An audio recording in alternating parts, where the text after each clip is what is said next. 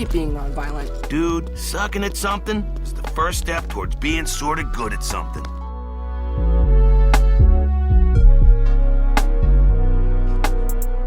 Would have been there, but crazy thing about fixing a car is that it's like the best example for trying new things. Because once you like, oh, I can change my tire now. You feel like you can do everything else with your car.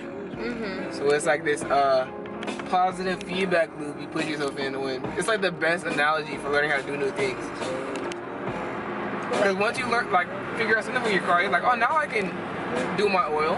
Now I can do this. Now I can do that. And you can. It's because you believe you can. It's crazy. So the car analogy, when I try to explain things to people, I always use an analogy, but it sums up this idea of comfort zone and how when you try something new, your comfort zone expands as a whole. Like what I'm confident in doing will expand as a whole.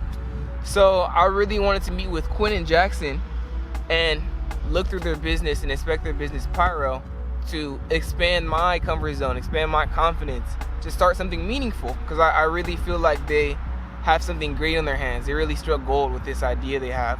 So really just, this is to build confidence for me and just get insight, because I don't know how to heat press. So right now I'm driving there to really learn that, to really get that idea down.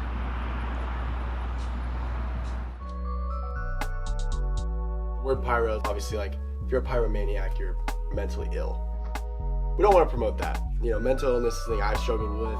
And so when we were getting into this, I was like, I want to have a cause that we support, you know? So what we do is we donate a percentage of our proceeds to NAMI, which is the National Alliance of Mental Illness. And that's just, you know, kind of a research thing. They do a lot of research and they help people get therapists and all that type of stuff. So what was really interesting to me was how Quinn was able to use Adobe to literally create the logos and the images for the business. Because what he showed me to do, well, I use the iPad, I go on Adobe, I copy and paste or draw whatever, and it will get sent to the Cricut. And it was cool because it seemed so effortless for him that he was able to simply just click a few buttons, print it out, and just start heat pressing. And it shows his confidence, but also shows the dedication he's had, all the effort he's put in. Because it seems so effortless for him, but I know for me, it would take me a few minutes and a few tutorials, so that was cool. It's a lot of pressure. Literally. if not, we could probably do this. Is just a Cricut machine. Vinyl goes onto this grippy little sheet. This goes in here, and then it'll just cut out your design, and then after that, you kind of just weed away everything that you don't really want. You just kind of like, so like every hole, stuff like that.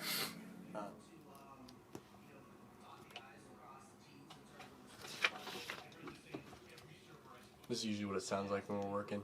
The Cricut part is the most labor intensive. I'm very impatient, and to see their patience to pick out each little detail and to make sure that each detail is right for the consumer is very admirable. They did one for us, but they will have to do maybe 10, 15 on a sheet on its own. So it was really cool to see that getting picked out, because I think that's the most crucial part. The heat pressing process was more detailed than I anticipated. He took like focus, because not only do I have to tape it on, but I also had to twist the knob and push it down. I had to push it down for enough time so it actually stick. It was more than I expected, I'll be honest, but it was still cool. It took my time, but it still came out good, so that's what matters. So there you go, 1 of 1 right there. For sure. I think this really shows off the journey, because it feels like, is it Harrison Ford? I don't know, like people that make cars. Ford? Yeah. Ford, or the people that make planes. That's the guy Solo. I don't know. Harrison, That's Han Solo. Yeah, that's Han Solo. Yeah, not Harrison Ford, but the Ford brothers and the Wright brothers. You know what I'm saying? Yeah. It feels like kind of the journey. That's the biggest thing. I was telling them in the car, right? I had to change my light bulb and my tail light, and I realized, like, once you change a tire, it's like, oh, I can change my oil now. And it's kind of it's one of these things where it's like, okay, once I learn how to heat press, maybe I can try out screen printing later, or maybe I can not. Yeah. I can do cut and sew. Yeah. You know, so I think this gives a lot of confidence, especially if you're really ambitious toward making, or even if this isn't like the end goal. This is like a big confidence boost where you could just. This is the journey that you're on. Yeah, because I mean, we're still Meeting up with Quinn and Jackson, it was truly a learning experience for me. I always feel like I'm a student, but it really put me in an atmosphere I'm not really familiar with, because I've always felt like it's out of my character to create.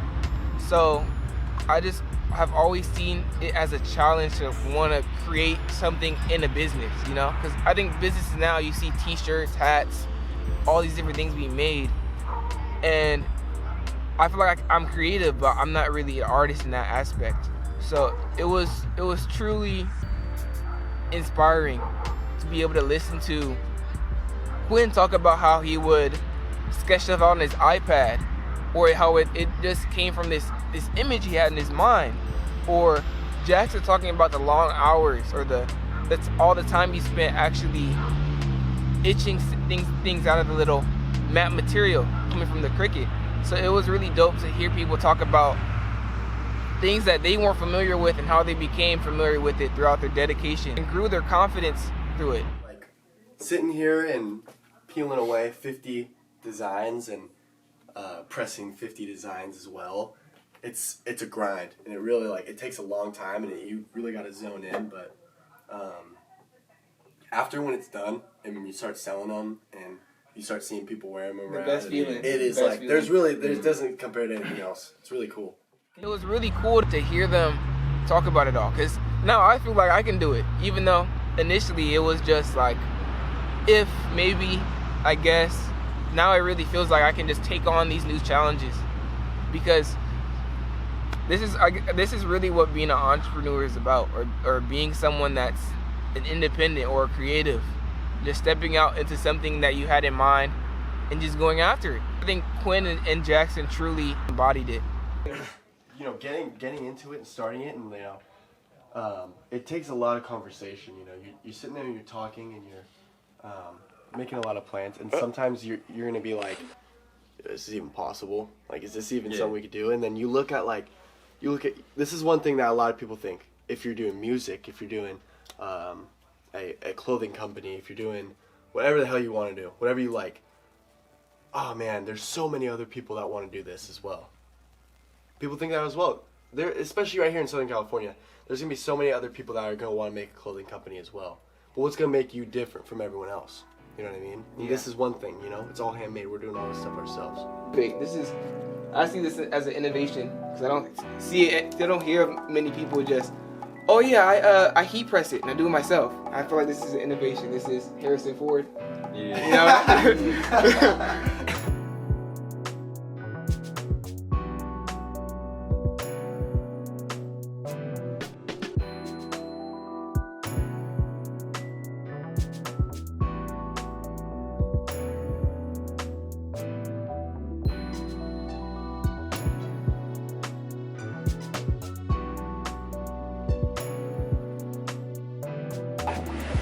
And we just and we go.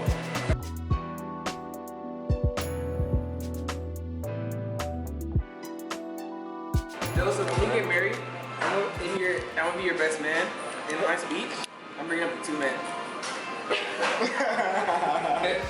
Good combo, good sandwiches, good drinks, and good people. I feel like we just like It's the best. It's a triple threat.